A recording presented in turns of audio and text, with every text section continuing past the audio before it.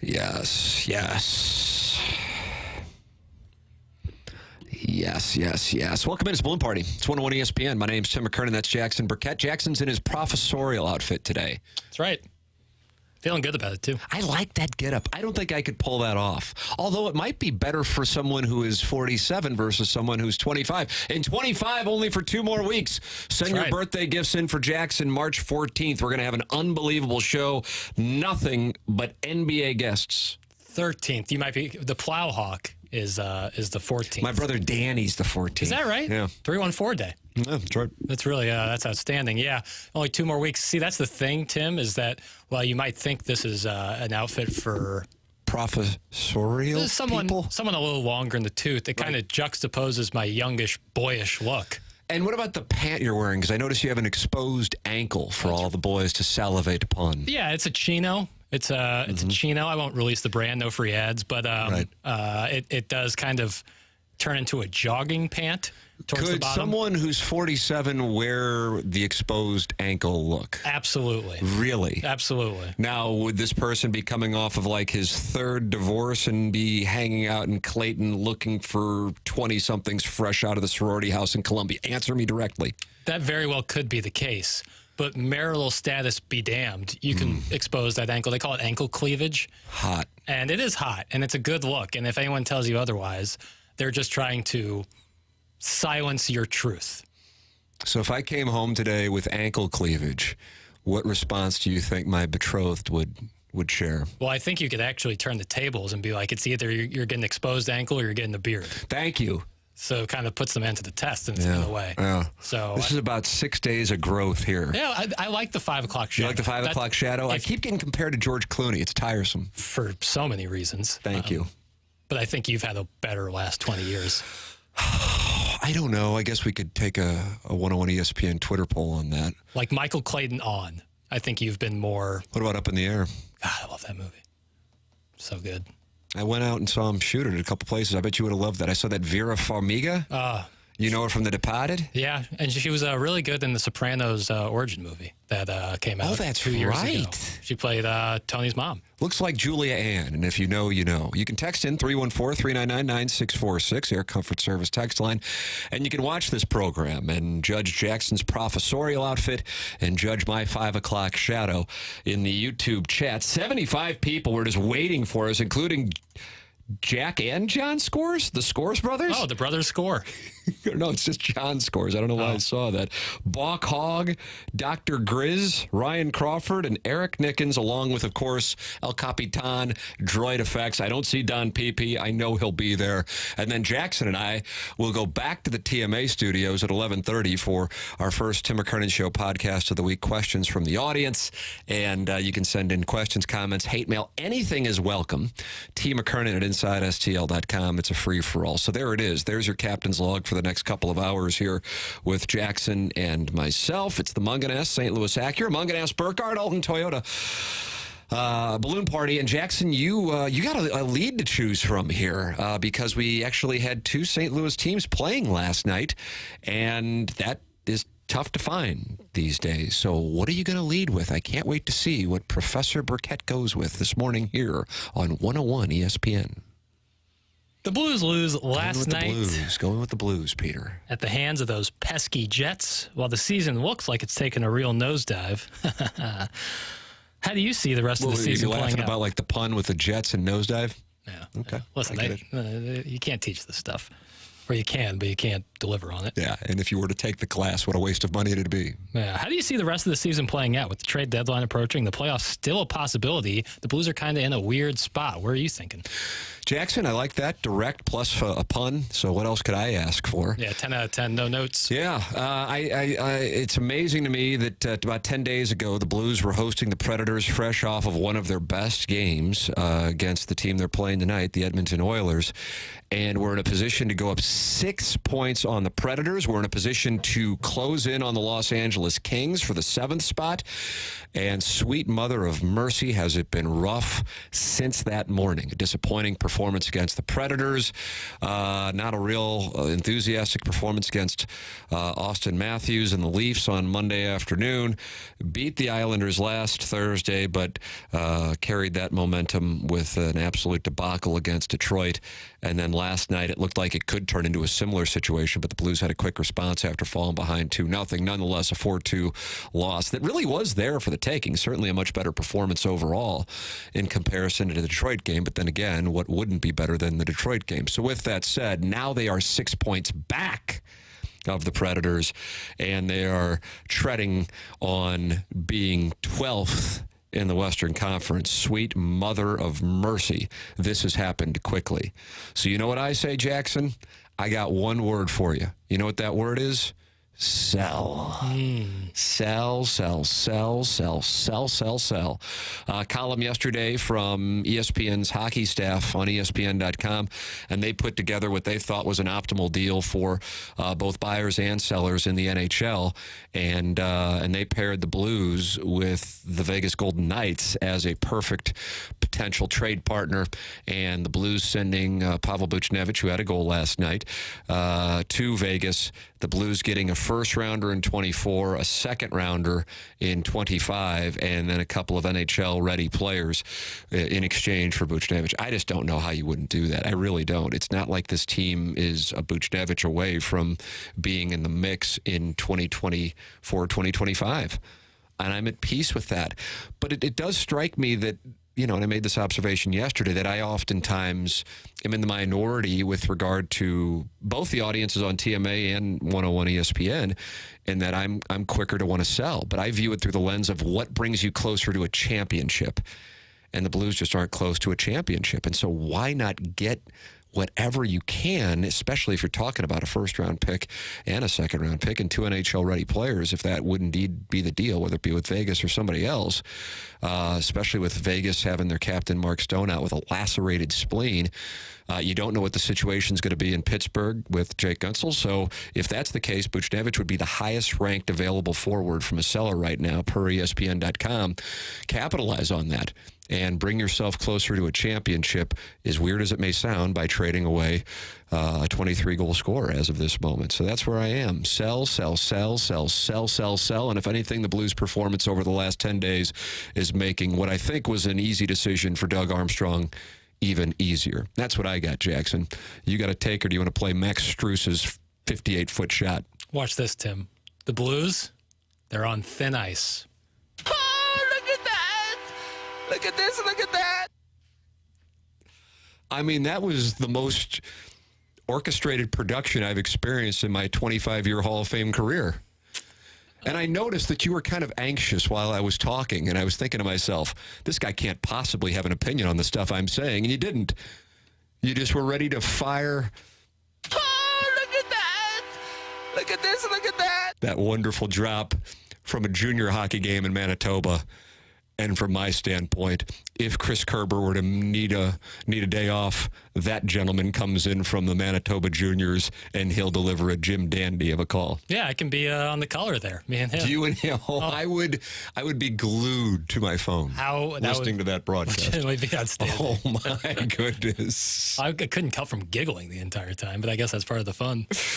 You can catch Chris Kerber tonight, Blues and Oilers, pregame here on 101 ESPN, 6:30, as the well-rested Oilers will host the not-so-rested Blues after last night Manitoba, tonight in Alberta, home Saturday, 5 p.m. tilt. I'll be there with the boys again. Hell yeah. That's great to hear. My wife and my boys will be there for the 5 p.m. tilt against the Wild, and then off they go to like Philadelphia, New York, New Jersey, and Boston. Oh, my goodness. Yeah. What a stretch. A little Eastern Conference run. Yeah, Western Canada to the East Coast in a matter of a week, with a stop in St. Louis to take on the Wild. So there it is. Oh, my. The putts are getting tougher to convert, Jackson. The putts are getting tougher to convert out there. 10:12 in St. Louis. This time check brought to you by Clarkson Jewelers. We're in the midst of a Little Piddles Wednesday. Wide Berth Wednesday? Yeah. Here on 101 ESPN, and we welcome you to participate in the conversation by texting in the Air Comfort Service text line 314-399-9646 or by participating in the YouTube chat where 95 friends now have gathered, and Don Pepe is in there talking it over with the Scores brother and Cat Dad Gamer and Ryan Crawford. And oh, look, Adam Wells in there along with Jen. Is it Jen Phone or Jen Foam? Either way, wonderful to have Jen in the conversation. Jen Phone sounds like a George Glass, George Glass, Eve Plum. It sounds like a made-up cell phone company, and like a bad movie where they can't use the real name of carriers. So right. I use Jen Phone. Yeah, that's what it's going to be. What do you got going today? Well, I'm off today. Oh, what are you going to do? I'm going to act like I'm a woman in that balloon party chat. Cool. What are you going to go by? Look for Jen Phone. Yeah, you got to go with a more sensual name than that. Talking over with a real-life girl in the YouTube chat. That's what we're promoting. That's what we're selling. All right, it's Balloon Party 101 ESPN.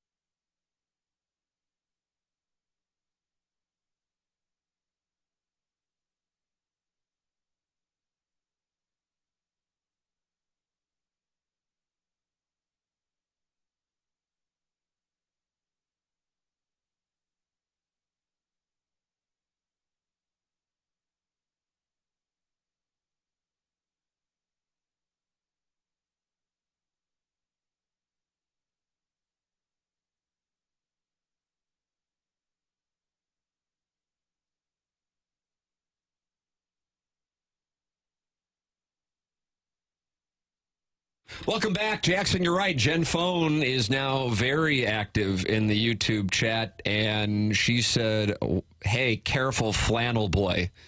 And I believe that may have been directed toward you because I'm wearing a delectable 101 ESPN hoodie, and I don't know who made this. Oh, it's so soft. It is soft as her skin.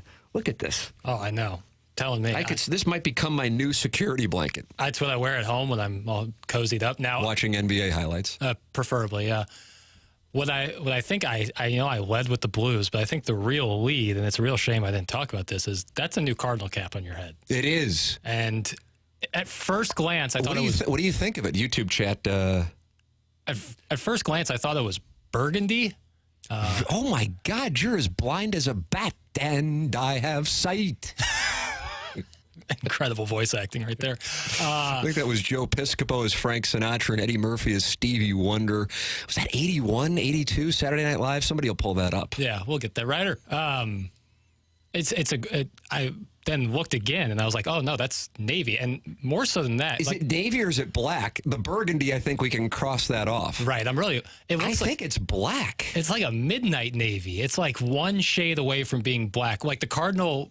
what used to be the proper road cap. Correct. Is a much lighter form of navy. Like it's so clearly navy. I agree with you on that. This is like a almost black, but I think it's like a midnight navy. And I really like, first of all, great embroidery on the STL. It's nice and raised, but it's also big and ever present. Like it's a big STL. So you're a fan of this new cap. Oh, yeah. Well, I'm glad to hear that. Well, I'll give you the bag. I wasn't going to talk about this new cap, but I get home yesterday and there is a package there waiting, and I just assume it. Honestly, it's my wife ordering from Amazon again, as many husbands can relate to.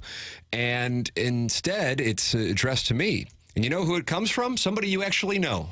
The person I say may be the finest person I have met in my life. Wow. So if you can name this without any other hints, this would be pretty impressive. And there is a sports tie-in, so I'm going to go ahead and wander down this road on the sacred 101 ESPN Sports Airwaves. On a home run by the Wizard? I think very highly of the Wizard, but this is more of a common man like me, a meat and potatoes kind of guy, a proletariat. Wellington? Wow. I mean, I'm a big fan of Wellington as well. Dick Wayner. Oh, wow, yeah. St. Louis University. Weren't you in when he did a sound story? You ran the board on that, right? One of the most enjoyable hour and a half. He was the athletic director at St. Louis U High. He's in his 50th year there. He sends me this incredibly kind letter and a couple of St. Louis U High. These are St. Louis U High baseball hats. And I guess he was watching/listening a couple weeks ago when somebody either texting in or in the YouTube chat was furious that I was wearing a blue Cardinal cap. And so I still call him Mr. Wayner. Yeah. Sends me this. My brother teaches there, and my brother out of nowhere, who has absolutely zero interest in sports, goes, hey, what's your baseball hat size? And I go, wow. What is that? I actually am also curious. Between, I think it's 7 1/8 on the left side and 7 1/4 on the right side. Yeah, it's a custom job. And I go, okay. Talk to you later. Hope everything's good. Yeah, that is kind of it's like, I guess I'll answer it. But. So it turns out Mr. Wayner sends this over, and then, which was the best, this hat, another hat, and then he said, save this one for last. It's my favorite. And I go, God, I already love the one I'm wearing, which I think is black. You think it might be midnight blue. I don't know. We'll have to check with our sources on it. But the final one is a hat from Pope John Paul II's visit to St. Louis in 1999. And he said, I got you. It's a joke because he knows I'm not necessarily, and it bothers him being relative. But you were in that sound story. I was. Where I have been open about questioning religion, not looking down on those who, as you know, you're a Jewish gentleman. I respect it. My parents are passionate Catholics. I'm certain there are passionate Christians listening to this program, whatever faith you are. God bless you, and God bless these United States of America. I just happen to be an agnostic, godless pervert, I think is what people have called me. Right. You worship the sun. That's right. And And so he says, you took my theology class. I just don't know how I missed you. And I said, you didn't. If anything, the way you conduct yourself is a testament to he who you hold in such high esteem from the New Testament. You live it as opposed to use it as a cover to act like an a-hole, like many I know. And so I respect you. If anything, I mean, my goodness, you are a testament to your faith by the way you act, not by using it as a defense mechanism to discriminate against people or say that you're better than people. So I said that's a testament to it. So that was his way of just giving me a little joke. But in the process, he gives me this wonderful, it's crispy black. It looks like it's fresh out of the box. It is fresh out of the box, baby. I think now you might have every color of the rainbow in Cardinal hats. Well, I don't have city red. You don't have city red, but you have the classic red. You have the black All-Star Game. Is there a difference? You're well known for your green cardinal cap. That's right. The lighter blue one, and now this darker. You got all of them. Yeah, I've covered it all. Yeah, it's St. Louis through and through. What do you have to say about that? Bring back the Navy cardinal caps on the road. Amen. What if they wore this? What would you do? Oh, that'd be great. Yeah, I don't think people would like it, though. It would just like, I don't know. I like the red STL on the Navy cardinal cap. I do, too. It's a classic uniform. They won World Series with it, and then they switched it up to look like the early 90s Texas Rangers. I would take the trade of these BS uniforms that they're going to roll out this year if every road game there were the Navy caps. I'd be okay with it. You'll accept it. I would be okay with it. I got to tell you, my first day back from vacation, I think it was last Monday, you asked me about the uniforms, and I was kind of like, I don't know, it's a business deal, it sucks, but whatever. And now that I've gotten a chance to see them, I'm irritated by them. Thank you. I was a little disappointed. I know, I could tell you were disappointed, you were confused. Yeah. Like I see a highlight here of Ohtani, looks like it's a pop-out, but apparently it's going to go like 500 feet. First home run. Yeah, first at bat. What have they done to the baseball uniforms? And the thing is, most people around the country aren't watching spring training games, so they don't know. But when this stuff starts up here in a few weeks, people are going, what in the world is this? I think, and you're a sport trying to market individuals, and you've made it difficult to read the individuals' names. You should take a look at the comparison of Justin Verlander's uniform from last year to this year. I actually have, believe it or not. It's like they've totally rainbowed his name. I just don't know. Like, I get like one person or even a couple people in a department making a bad decision, and then it goes up the ladder, or even the guy at the top of the ladder. Sometimes he's off. But for a whole conglomerate of billions of dollars and the number of levels things have to go through to approve for baseball to screw up the uniforms like this, it's terrible. It really is stunning. It's a debacle, and the players are pissed. Yeah, of so course. that's another element, to the point that Tony Clark and the Players Association are talking about dealing with it, and the pants are see-through. The pants are see-through. I'm seeing sliding shorts left and right. Hot.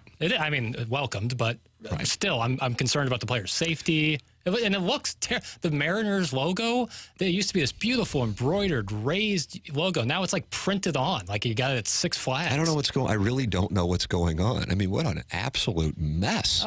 Baseball uniforms are beautiful, man. Don't ruin that. Jackson, I share your opinion on this. I was wrong 10 days ago. Yeah. I blame you for that. But yeah, I was wrong, and that is indeed your fault. Speaking of City Red, City played last night, and we'll discuss that on the other side of the break, in addition to more of this Wide Berth Wednesday and my hat origin stories. That's what we have here for you on 101 ESPN.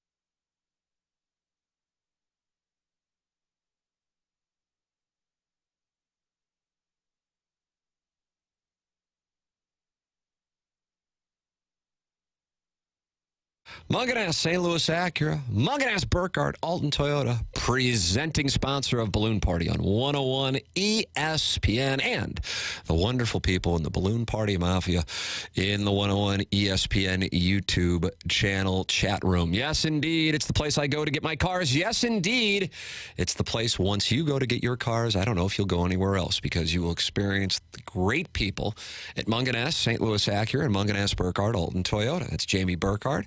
That's Clayton Patterson. That's Peter Munganass.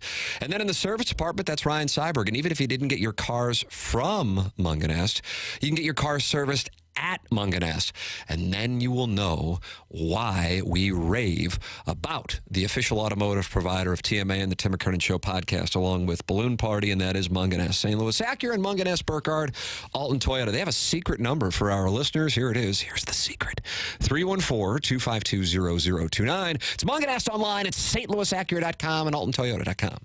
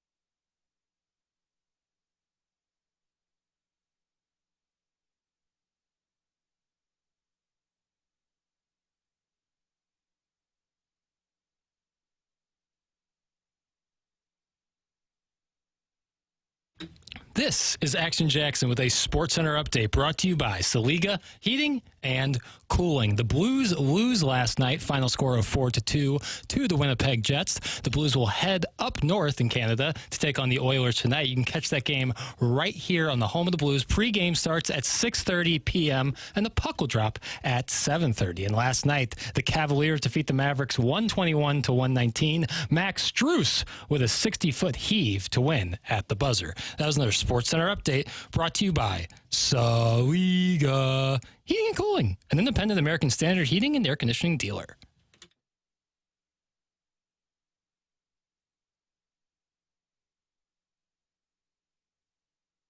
Welcome back to McKernan. Jackson Burkett with you for another 27 minutes of what is called the best hour in 1 hour midday radio in St. Louis by the Ladue News. That's right. They love us.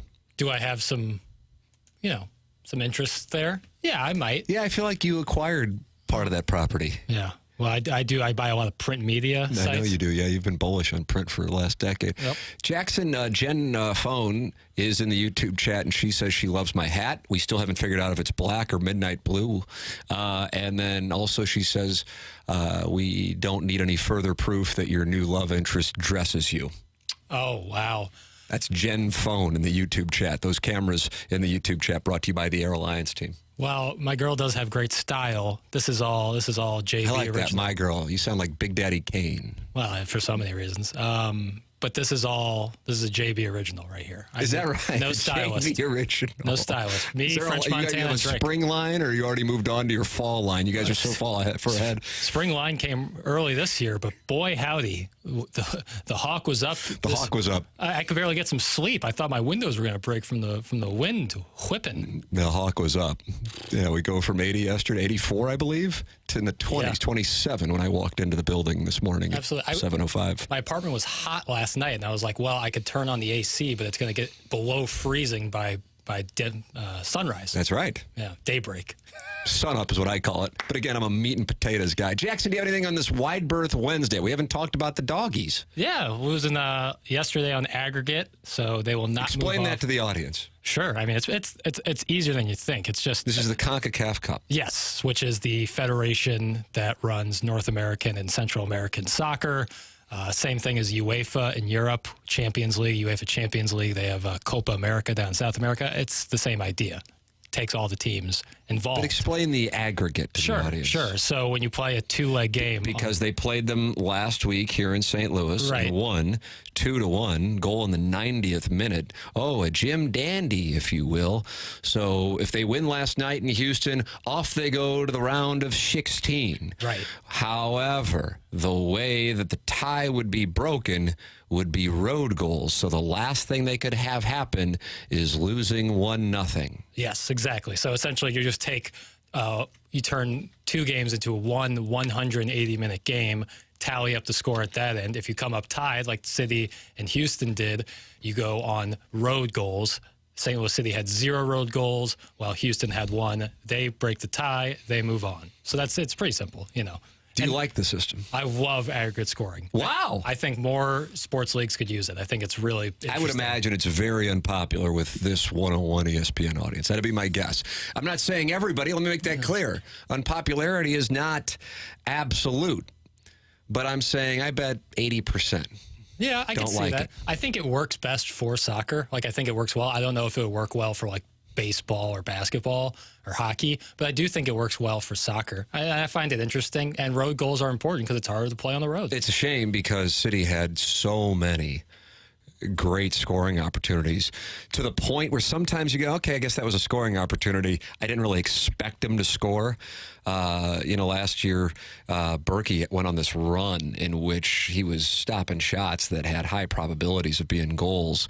Last night in the first half in particular, Sam Denneran had a number of at least 2 that you're going, oh my goodness, how didn't he score? He had that incredible goal against Real Salt Lake on Saturday, but unfortunately not able to convert last night, and that was the difference maker, really. If one of those goes in, there you go, off you go. But alas, it did not happen. So Houston advances, City is done. Their next game is an MLS game, and it is this Saturday. New York comes to St. Louis. Yeah, Roman Berkey last night was outstanding. Yeah. The 2 saves. Yeah, in fairness, Houston had a number of great opportunities themselves. Yeah, he in quick succession making 2 unbelievable saves. One where it seemed like his chest was going to cave in on itself after he took one right there. He's unbelievable. We're very fortunate for a new soccer team to have a guy of his caliber between the pipes, Tim. Is it between the pipes when you're talking? Yeah. Keeping net. Well, you didn't sound real passionate in your defense. I think I heard nah. That's what great analysts do. Yeah, Jack Buck used to do that. A lot of vocalized pauses when they don't have anything else to say. Nah. Yeah, if you listen right before he says, go crazy, folks, he's going, nah. Jackson, do you have another question on this Wide Berth Wednesday? Sure, Tim. I sure enough do. The talk about the Brandon Crawford move seems more like an insurance for Mason Wynn than it does a real dynamic player off the bench. When looking at the rest of the roster, what player do you see as the one who's the most vulnerable to a lack of insurance? Essentially, who, if they go down, would lead to the worst outcome for the Redbirds? Oh, wow. This is like a real question. I mean, I feel like it's obvious, so maybe I'm not answering it the way you intended it to be. No, I think if you answer how I think you're going to answer, I'll have a rebuttal. Oh, wow. Look at you. Very professorial. Sonny Gray. Okay. Well, that was not the answer. So I was thinking, yes, that's a fantastic answer. Sorry to blow up your question real quickly. We'll do a pitcher and we'll do a position player. Oh, we'll do okay. Both. We'll do both, just for the sake of conversation. Nolan Arenado. See? That's okay, where there I thought you you were go. going to go. I feel like I'm like, okay, you be Skip Bayless, I'll be Shannon Sharp. That's what I feel like we're doing now. Well, no, because but the guy who is going to play corner outfield and is the most highly taught of. And in Van, we'll scrap this one from the resume reel. Yeah, start off so hot with that Blues are on thin ice thing and the nosedive thing. Yeah, you're wearing your resume reel outfit today, too. That's true. Jordan Walker plays third. Jordan Walker can play third, and he's obviously extremely talented at the plate, and we haven't really seen him in the major league level play third, but that's his preferred position. So I think someone like him would be okay, whereas if... So then what's your answer to the question, then, if it's not Arenado? You can't be second base because you got both Gorman and Brendan Donovan right there. Contreras is interesting, but he's not even going to be like there. Keep an eye on Herrera. Yeah, he's a good ball player. I guess actually like center field, because once you get Tommy Edman, you're going to take the step away and go Dylan Carlson, who's obviously the biggest question mark probably on the team coming into this year. I mean, I guess he's not really got a whole lot of expectation. So if anything, he's kind of free rolling. So essentially, you're just going to name every position player in the starting lineup. I wanted to vocalize my thought process. Right. Because I thought that would be good. It's always good when people perform the long division on the air. Show your work, and that's what you're doing, and I like that. Yeah, in lieu of any preparation. Right. I'll just talk it out. Because I thought the obvious answer was Sonny Gray, and it was so much so that then the question morphed right then when I said Sonny Gray. Well, I'm a position player. Well, yeah, but you've talked last week. I mean, imagine just briefly, and then we'll get back to whatever flip-flopping act is going on over there. But if Sonny Gray were to blow out his arm, and you'd go, oh boy, look at the rotation now. It's not like people are jumping up and down about it with excitement as it is. Sweet mother of mercy. You hand the leather to Steven Matz and say, this is your team now, big boy. Now, what did you talk about last week? The guy who finds his take mid-take? Oh, yeah, Martin Kilcoyne. And Martin called in to TMA last Friday to break down just angry guys, one. Second guy is guy who discovers his opinion while in the air. And then third guy, and this guy may be outdated because I guess TMA still takes calls, but we're more of a text-oriented program, begging for calls guy. Yeah. Just doesn't have anything, so he needs callers. But guy who discovers his opinion on the air. I've been all three at one point in my career. You've begged for calls? When you're out on TMA, absolutely. Beg is an understatement. What you got out there. And so much so that when they don't call in, I then blame them that the show isn't as good. Calling in. Yeah, it's their fault. My game plan was to take calls. So that's what I got. I'll go Tommy Edman. Honest, we only did 3 questions. You have to have more. Tommy, I have more questions. Oh, okay. I was about to say, this Wide Berth Wednesday is awfully narrow. All right, what's question 4? Where to go? Oh, okay. I call this one Piddles Ponders Proper Prose. Ooh, alliteration. Yeah. Fun. We had Kelly Chase on TMA yesterday. Obviously outstanding, and highly recommend going back and listening if you have not. And something you and others have talked about, how hockey players are great guys with awesome personalities. Why do you think hockey breeds that more so than any other sport? Oh, Jackson. I know you're the professor, but let me teach you a little lesson here. And this is coming from somebody who still can't skate. I don't know what it is, and I'm sure a number of our listeners have played, maybe still are playing. Marshy Marsh and the Playful Posse being an example. Obviously, your former ally, Jamie Rivers, who I'm sure is streaming right now from Edmonton. Should be. But I recall, funny you bring up Kelly Chase. I had him in on the podcast, man, I don't know what this was, 4 or 5 years ago. Might have been longer. And I said, I got to ask you something. I've been in Major League Baseball clubhouses, been in NFL locker rooms, college football, college basketball.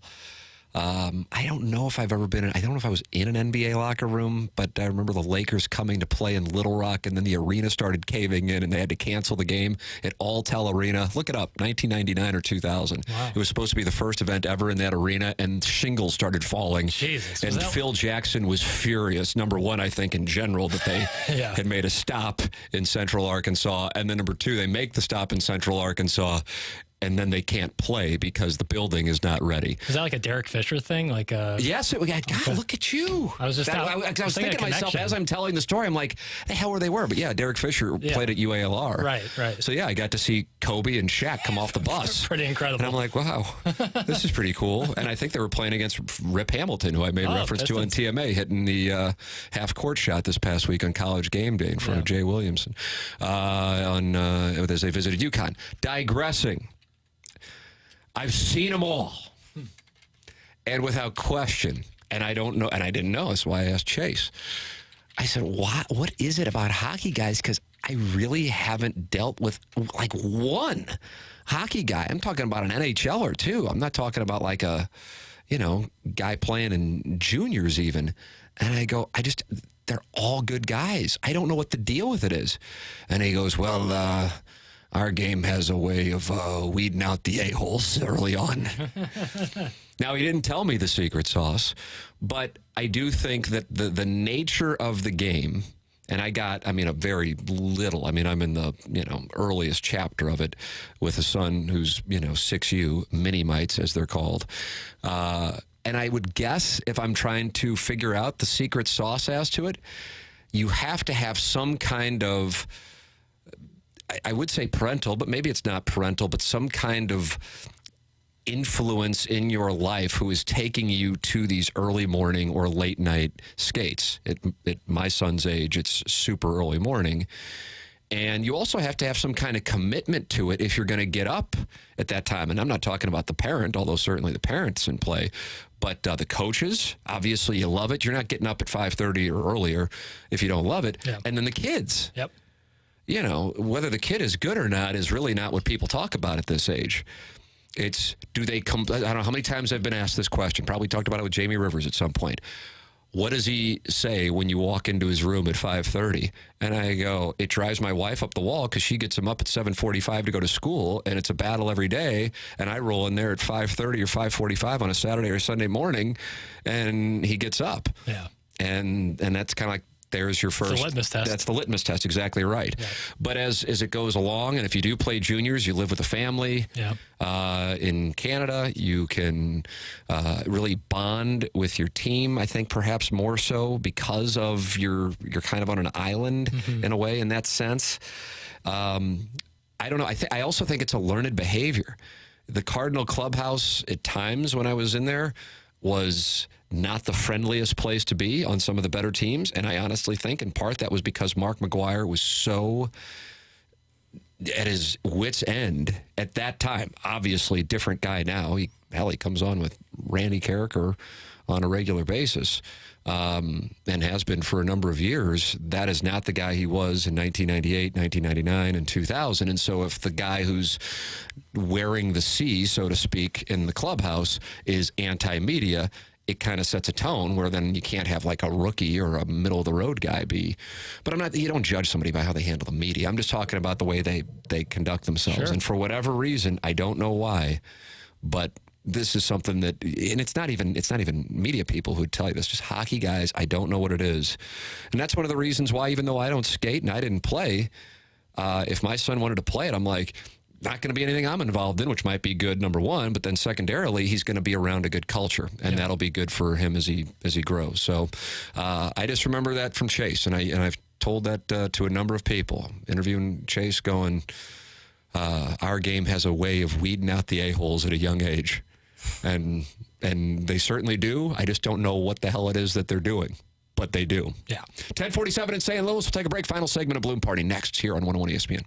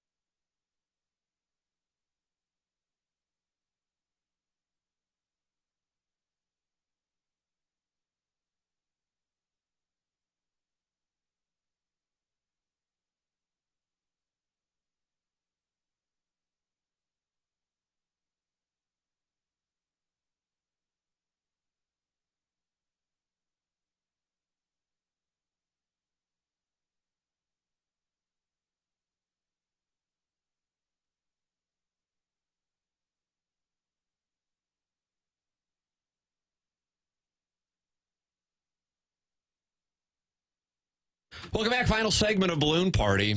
You know, I wish there was a live feed of this studio during commercial breaks because I was just schooled about the last 25 NBA champions by one Jackson Bennett Burkett, because while I was telling you, the loyal Balloon Party listeners, my answer to Jackson's fourth question for Wide Berth Wednesday here on 101 ESPN, Jackson was researching my anecdote about the Lakers opening up. Well, I didn't know they were opening up their exhibition season in Little Rock, Arkansas, where I was doing television and I think making minimum wage. And if not, I don't know if the statute of limitations is up on that. But either way, I had great exposure in Central Arkansas, and I'm still reaping the benefits. Yep. But Jackson then goes into what the LA Times archives, and it turns out that night was the debut of the 1999-2000 Lakers exhibition season, and it was canceled because what was a crack in a support beam in that arena.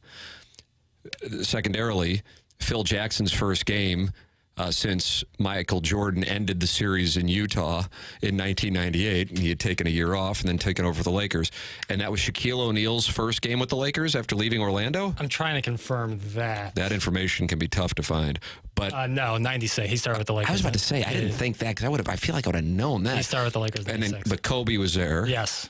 Yeah, and then they go on to become, I don't know if 3 years makes you a dynasty, but they won the NBA Finals in 3 straight years. You do a three-peat. You're a dynasty. You're a condensed dynasty, not like the Spurs where they had 11 years, a long run. 11 years in between championships. So I didn't realize what I was robbed of by that support beam. Yeah, and then Jackson rattled off the last 25 NBA champions. And I just sat here just like listening and learning. Yeah, I can do that with baseball too. Can you really? Yeah. I can do it going back to 1982. Wow. And I'll bet all day long. Wow. And I can do it in a minute.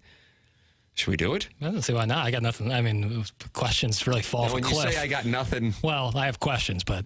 All right, put me on the clock. All right, I got to look at the clock. Start in 3, 2, 1, go. Cardinals, Orioles, Tigers, Royals, asterisk. Mets, Twins, asterisk. Dodgers, 89. A's, 90. Reds, 91. Twins, 92. Blue Jays, 93. Blue Jays, 94. Nothing doing. 95. Braves, 96. Yankees, 97. Marlins, 98. Yankees, 99. Yankees, 2000. Yankees, 2001, Diamondbacks, 2002, Angels, 2003, Marlins, 2004, Red Sox, 2005, White Sox, 2006, Cardinals, 2007, Red Sox, 2008, Phillies, 2009, Yankees, 2010, Giants, 2011, Cardinals, 2012, Giants, 2013, Red Sox, 2014, Giants, 2015, Royals, 2016, Cubs, 2017, Astros, 2018, Red Sox, 2019. I didn't do it in a minute. Yeah, just short. You kind of high-stepped with the asterisk on the Royals. Nationals, 2020, Dodgers, 2021, it wasn't the Red Sox. You gave me a little R right there. It was like a tell. It was like a false tell, though. 2021, 2022, 2023, Rangers, 2022, Astros, 2021. Who am I? What? Oh, Braves.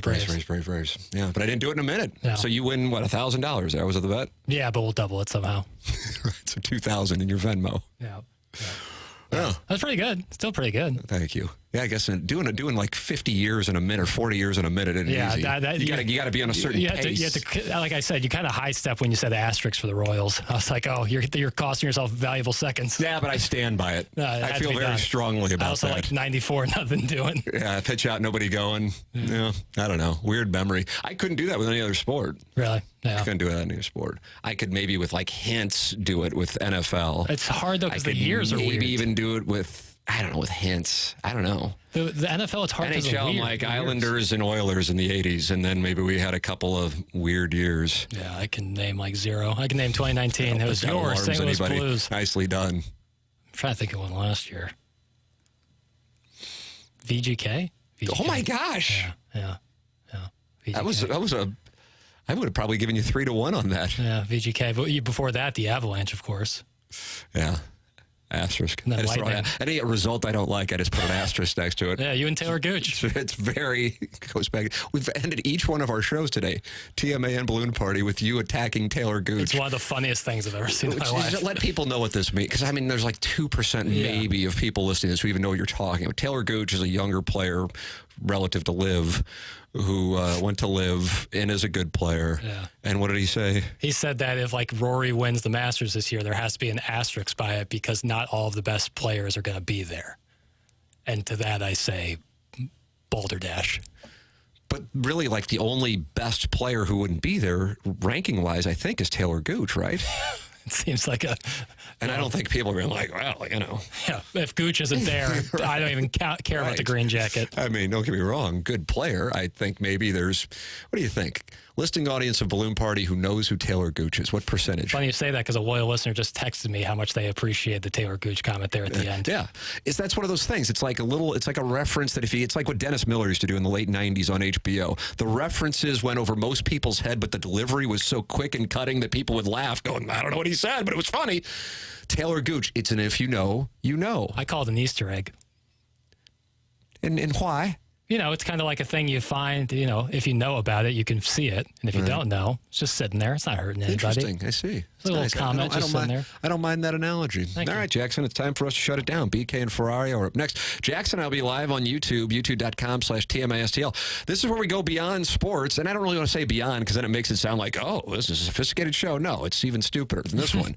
But it's all over the place with the topics, and it's not just sports. And it's called the Tim McKernan Show podcast, and you can subscribe to it and experience the brilliance. And you can watch it at youtube.com/TMASTL. For Jackson Burkett, I'm Tim McKernan. This has been Balloon Party, driven by Munganess St. Louis Acura and Munganess Burkhardt Alton Toyota on 101 ESPN and the 101 ESPN YouTube channel.